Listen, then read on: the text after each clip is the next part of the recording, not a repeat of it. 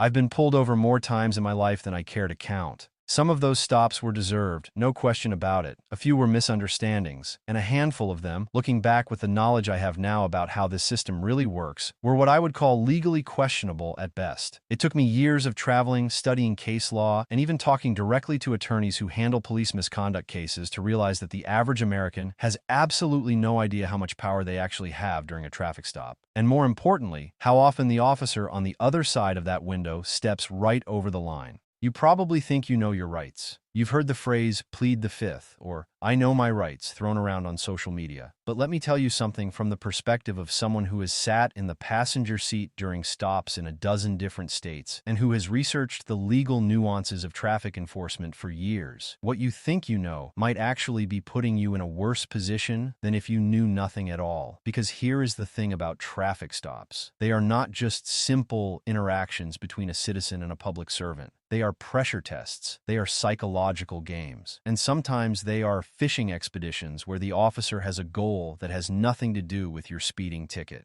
So before we dive into the meat of this, I want you to stop for a second and think about your last traffic stop. Not the one you heard about from a friend, but your own personal experience. When that officer walked up to your window, did you feel safe? Did you feel like you were in control of the situation? Or did you feel like you were just along for the ride? I want you to really think about that. And when you have that image in your head, I want you to head down to the comment section and tell me about the one thing that officer did that made you feel uneasy. Maybe it was the tone of voice. Maybe it was a question that felt too personal. Maybe it was something they did with your license. Whatever it is, drop it in the comments. I read them. I really do. And I want to see if what you experienced lines up with the things we are about to discuss. Now, before you scroll down and start typing, let me give you a little teaser of what is coming. Some of the things officers do are not just borderline unethical, they are flat out illegal. And the scariest part is, they get away with it 99% of the time because we, the drivers, have been conditioned to say yes, to comply, and to assume that the uniform automatically means they have the authority to do whatever they want. By the time you finish reading this, you are going to look at those flashing lights in your rearview mirror in a completely different way. You are going to understand not just what they can do, but what they absolutely cannot do, and exactly how to handle it when they try. One of the most common illegal tactics that officers use, and I mean this happens thousands of times a day across the country, is extending the stop beyond the original reason. Let's say you get pulled over for a broken taillight. That is the reason for the stop. That is the justification. The officer has the legal right to investigate that taillight. They can ask for your license, your registration, and your proof of insurance. That is the scope of the stop. But what happens next is where things get murky. The officer runs your information. It comes back clean. And instead of handing you a warning or a ticket and sending you on your way, they start asking questions. Where are you coming from? Where are you headed? Is there anything illegal in the vehicle? Do you mind if I take a quick look around? Now, listen carefully to this part. The moment the officer has completed the tasks related to that broken taillight, the stop is supposed to be over. If they have no reasonable suspicion that another crime has been committed, they cannot legally hold you there to ask questions or to wait for a drug dog. The Supreme Court has been pretty clear on this in cases like Rodriguez versus United States. The stop cannot be extended longer than necessary to address the traffic violation. But how often do you think that actually happens in practice? Officers are trained, and I mean literally trained in the academy and in field training, to use small talk and casual questions to buy time. They want to keep you talking because the longer you talk, the more chances they have to spot something that gives them probable cause. And here is where the average traveler makes a critical mistake. They think that being polite and answering questions is the quickest way to get out of there. They think that if they just cooperate, the officer will let them go. That is exactly the opposite of what usually happens. If you answer those extra questions, you are giving the officer exactly what they want, which is time and information. And if you say no to a search, which is your absolute right, some officers will use that refusal as a reason to call for a K-9 unit, which takes time, which extends the stop, which is exactly what they are not supposed to do unless they have independent, reasonable suspicion. It is a circular game of logic that traps the uninformed driver every single time. Then there is the question of lying. Officers are legally allowed to lie to you. That might shock you. If you watch those police interrogation shows, you see detectives lying about evidence all the time. We have a knife with your fingerprints on it.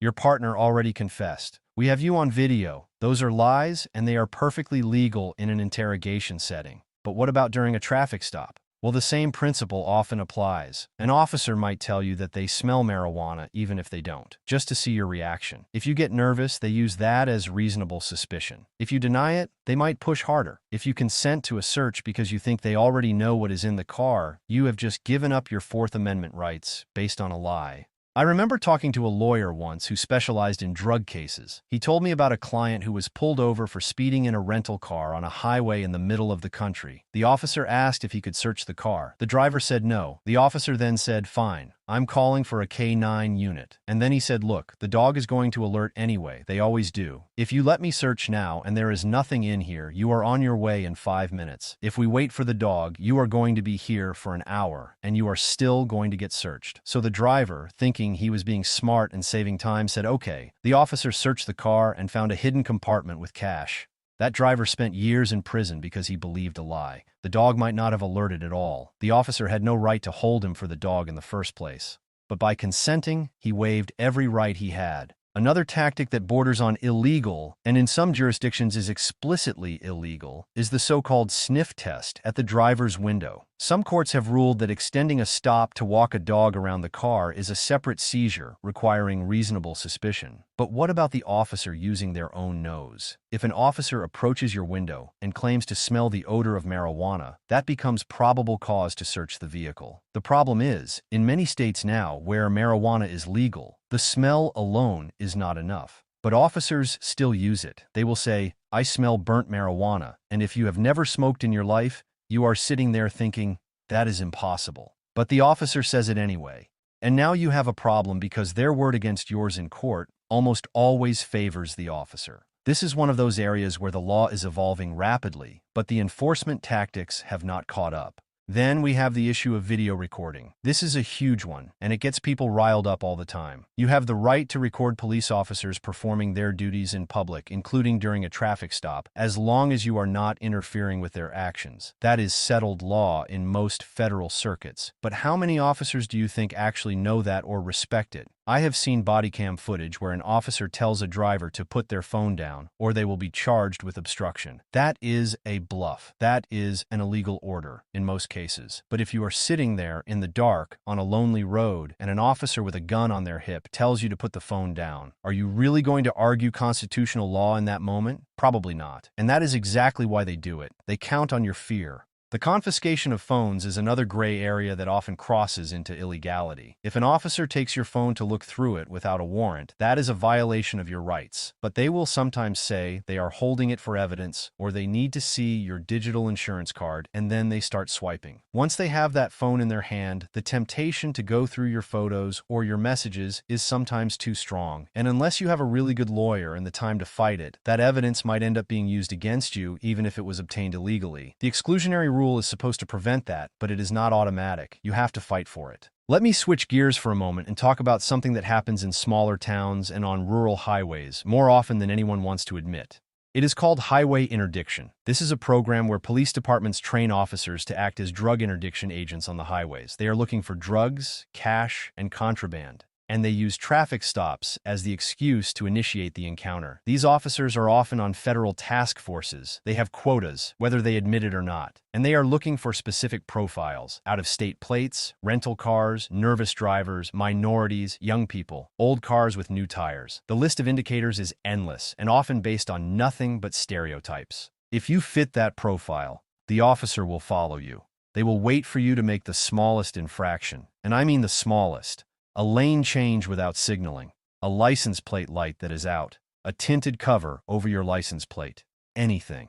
And then they pull you over. And the stop is not about the infraction. The stop is about the hunt. That is why you see stories about people being held for hours on the side of the road for something like a burned-out tag light. The officer is waiting for a drug dog to arrive. And if the dog does not alert, sometimes they will let you go with a warning. But if the dog does alert, even if it is a false alert, which happens more often than the public realizes, you are looking at a full vehicle search, possibly being detained, and a long legal battle ahead. Speaking of dogs, let me tell you something that a lot of defense attorneys know, but the public does not. Drug dogs are wrong a significant percentage of the time. There have been studies, there have been court cases. Some dogs are trained to alert based on cues from their handler. It is called the clever hands effect. The dog sees the handler tense up, the dog alerts, and suddenly there is probable cause. But if that dog alerts and nothing is found, the officer still has the report. And that report follows you. It goes into a database.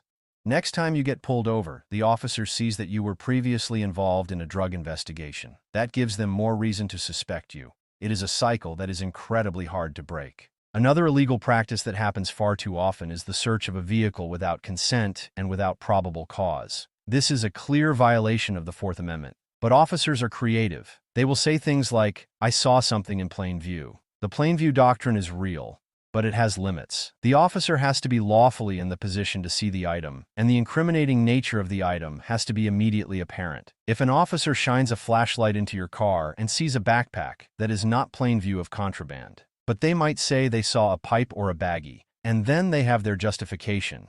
It is subjective, it is messy, and it is often a lie. Now, let's talk about intimidation. This is not always illegal in the strictest sense, but it toes the line. Officers will sometimes use aggressive body language, stand too close to your window, or put their hand on their weapon to make you feel threatened. The goal is to make you so uncomfortable that you agree to anything just to end the encounter. They might ask you to step out of the vehicle repeatedly.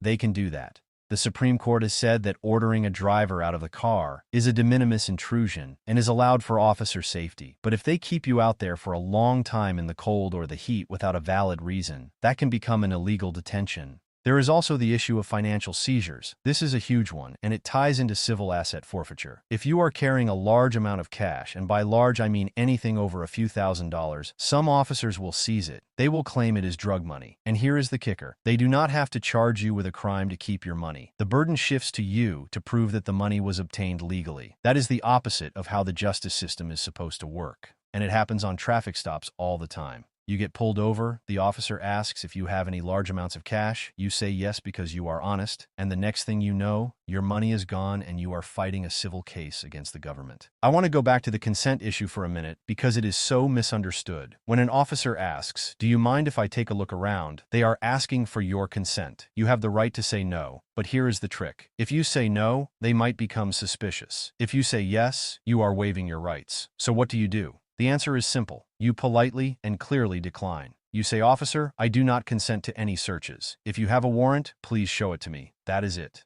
You are not being confrontational. You are not being aggressive. You are simply exercising your rights. And if they search anyway, that is a violation. And anything they find can potentially be suppressed in court. But here is the reality check. Saying no does not always stop the search. There are officers who will search anyway and then lie about it later. They will say they saw something in plain view or they smelled something, and then it becomes your word against theirs. That is why having a dash cam or a phone recording is so critical. It is the only way to hold them accountable. And even then, you have to hope that the footage is not mysteriously deleted or that the officer does not claim you were interfering with their duties. Another thing that shocks people is that officers are not required to tell you that you are free to leave. If you are in a consensual encounter, you can walk away. But during a traffic stop, you are seized. You are not free to leave. But once the stop is over, you are supposed to be free to go. Some officers will hand you your license and then keep talking, hoping you will stick around voluntarily. If you feel like the stop is over and you want to leave, you can ask, "Am I free to go?" If they say yes, leave. If they say no, then you are being detained and they need a reason. That question is powerful. It shifts the dynamic. It forces them to either let you go or articulate why they are holding you. Let me tell you about a case that sticks with me. A woman was driving home from work late at night. She got pulled over for a broken taillight. The officer asked her where she was coming from. She said work. He asked if she had been drinking. She said no. He asked if he could search the car. She said no. He then said he smelled marijuana. She knew she did not have any. He called for a female officer to come and do a strip search on the side of the road. This actually happened, and it was later determined that the officer had a history of targeting women and making false claims. He was eventually fired and charged.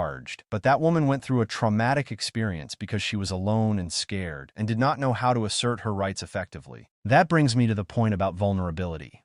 If you are a woman, a person of color, or part of any marginalized group, the stakes are higher. We can talk about the law all day long, but the reality is that the law is applied unevenly. Officers have discretion, and that discretion is influenced by bias, training, and department culture. Knowing your rights is essential, but so is knowing how to survive the encounter. There is a balance between asserting your rights and staying safe. Sometimes the smartest move is to comply and fight it later in court. Sometimes the smartest move is to refuse consent and record everything. It depends on the situation, and that is the hard part. There is no one-size-fits-all answer. I want to touch on something that a lot of travelers do not think about, and that is rental cars. When you rent a car, you are entering into a contract. The rental company owns the vehicle. Some rental contracts include provisions that allow the company to consent to searches on your behalf. That is right. If you are driving a rental and you get pulled over, the officer might call the rental company and get permission to search the car without your consent. And the company might say yes because they want to avoid liability. That has happened. So if you are driving a rental, be extra careful. Do not leave anything in the car that you would not want an officer to see. And understand that your expectation of privacy in a rental is lower than in your own vehicle. Then there is the issue of passengers. If you are a passenger in a car that gets pulled over, you have rights too. You are not required to identify yourself in most states unless the officer suspects you have committed a crime. You are not required to answer questions. And you are generally free to leave unless the officer has a reason to detain you. But again, the reality is different. Officers will ask passengers for ID. They will run their names. They will ask where they are going. And if a passenger refuses to cooperate, that can escalate the situation. It is a tough spot to be in. You want to support the driver, but you also want to protect yourself. I have to talk about the dark side of all this, which is what happens when you are wrong. If you assert your rights and you are wrong about the law, or if the officer decides to arrest you anyway, you are looking at a trip to jail, a criminal record, and thousands of dollars in legal fees. Even if you are eventually found not guilty or the charges are dropped, the process itself is the punishment. So there is a risk, and that risk is not evenly distributed. Some people can afford to take that risk, others cannot. That is the uncomfortable truth about the criminal justice system in America. It is not just about right and wrong. It is about who has the resources to fight. Let me give you an example. Say an officer asks to search your car and you say no. He says he is going to get a warrant. He calls a judge. He gets a warrant based on his testimony. The search happens. Nothing is found. You are released. You are angry. You want to sue. But can you? Possibly. But you have to prove that the officer lied to get the warrant. That is a high bar. You need evidence. You need a lawyer. You need time. Most people cannot do that. So the officer faces no consequences. And he does it again the next night. That is how patterns of misconduct persist. They persist because the system is designed to protect the officers, not the public. I remember reading about a study that analyzed traffic stop data from several states. The findings were depressing but not surprising. Black and Hispanic drivers were more likely to be searched than white drivers, but they were less likely to be found with contraband. That tells you everything you need to know about the motivation behind those searches. It is not about effective law enforcement. It is about bias and discretion. And when you combine that with the tactics we have been discussing, you get a system that punishes people for driving while the wrong color or driving the wrong car or driving through the wrong town. Now let me shift to something more practical. What do you actually do during a stop? You pull over safely. You turn on your interior light if it is dark. You put your hands on the wheel where they can be seen. You wait for the officer to approach. You hand over your documents when asked, and then you listen. You listen to what they say and how they say it. If they ask a question that is beyond the scope of the stop, you have a choice. You can answer or you can politely decline. I am not going to tell you what to do. I am going to tell you what the law allows. The law allows you to remain silent. The law allows you to refuse consent. The law allows you to record. The law does not allow you to be physically obstructing or to run away. Stay calm. Stay polite. Stay firm. There is a technique that some lawyers recommend. When the officer asks a question you do not want to answer, you say, "Officer, I am not going to answer any questions. I am choosing to remain silent." That is direct. That is clear. It leaves no ambiguity. Some people try to be clever and say things like, "I do not feel comfortable answering that." That leaves room for the officer to push back. "Why are you uncomfortable? Do you have something to hide?" Then you are in a conversation. The goal is not to have a conversation. The goal is to end the encounter as quickly and safely as possible while preserving your rights. And if the officer asks to search, you say, "I do not consent to searches." That is all. You do not need to explain. You do not need to justify. You just say it. And if they search anyway, you do not physically resist. You say again, "I do not consent." And you document it if you can. Physical resistance is a bad idea. It escalates the situation and gives them a reason to use force. Let them violate your rights and then sue them later. That is the advice you will hear from every civil rights attorney. Do not fight on the street, fight in the courtroom. I want to talk about something that happens a lot in tourist areas. You are driving a rental car with out-of-state plates. You are in Florida or California or Arizona. You get pulled over for something minor. The officer asks where you are staying. You tell them the hotel. They ask how long you are staying. You tell them. They ask if you have any drugs or weapons. You say no. They ask to search. You say no. Then they say, well, I am going to write you a ticket for the violation, but I am also going to call for a K-9 unit. It will take about 45 minutes. You are on vacation. You do not want to sit on the side of the road for 45 minutes. So you say, fine, just search. And you just gave up your rights because you were impatient. That is exactly what they are counting on. Do not fall for it. Sit there. Wait for the dog. Let them do their thing. If nothing happens, you go on your way. If the dog alerts, you have a problem, but at least you did not consent. And if the dog does not alert, you have a strong argument that the stop was illegally extended. There is also the issue of video recording from inside the vehicle. Some people mount dash cams that record both the road and the interior. That is a good idea. It captures the interaction. But be careful about audio recording laws. Some states require two-party consent for audio recording. If you are in one of those states and you record the conversation without telling the officer, you could be charged with a crime. That is a risk. But many lawyers argue that the expectation of privacy during a traffic stop is low and that recording a public official performing their duties is protected. It is a gray area. Do your research based on your state. Another thing that officers do that is illegal in some places is asking for your immigration status. Some states have laws that prohibit officers from asking about immigration status during routine stops. Other states encourage it. It depends on where you are. If you are a citizen, you do not have to answer. If you are not a citizen, answering could have serious consequences. This is one of those areas where you really need to know the law in your state. And if you are unsure, the safest answer is no answer. You can say,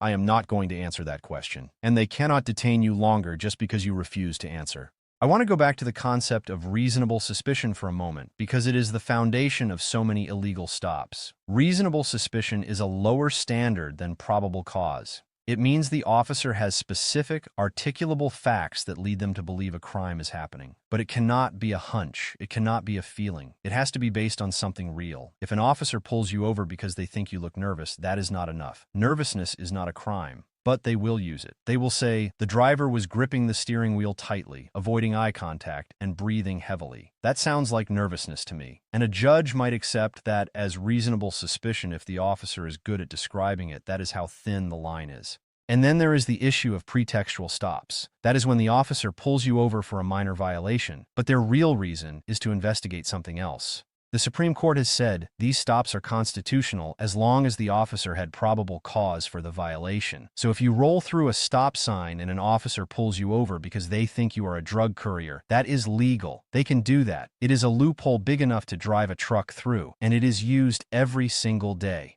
Now let me tell you about something that happened to a friend of mine. He was driving from Texas to Oklahoma. He had a clean record. He was in a nice car. He got pulled over for following too closely. The officer asked where he was going. He said to see family. The officer asked if he had ever been arrested. He said no. The officer asked if he had any drugs. He said no. The officer asked if he could search. He said no. The officer then said, I am going to write you a warning and you are free to go. But as my friend started to drive away, the officer said, wait, come back here. I have one more question.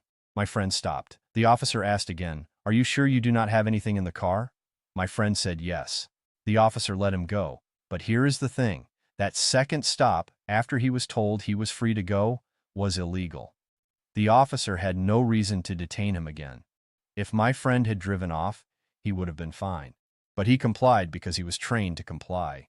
That is how they get you. I want to end this section with a thought about training. Police officers are trained in tactics. They are trained in how to ask questions that get consent. They are trained in how to read body language. They are trained in how to extend stops legally. They are not trained in constitutional law the way a lawyer is. They get a few hours on the Fourth Amendment, and then they go out on the street. So when they push the limits, it is often because they do not know where the limits are, or they know and they do not care. That is why you have to know. You have to be the expert on your own rights because no one else is going to protect them for you. I could go on for hours about specific cases and specific tactics, but I think you get the idea. The traffic stop is a legal interaction that is fraught with risk. It is a place where the power dynamic is completely skewed, and it is a place where small mistakes can have huge consequences. The goal of this entire conversation is not to make you afraid of the police. It is to make you aware. It is to give you the tools you need to navigate that interaction without giving up your rights unnecessarily. And it is to encourage you to share your own experiences so that others can learn from them.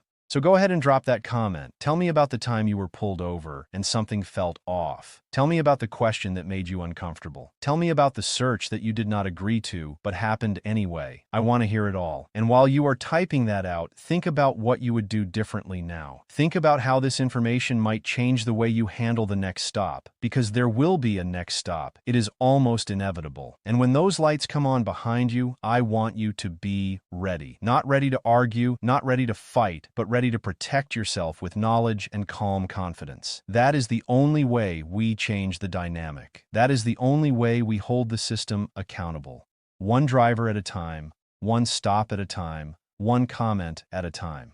So let us get that conversation started right now. I am waiting to hear from you.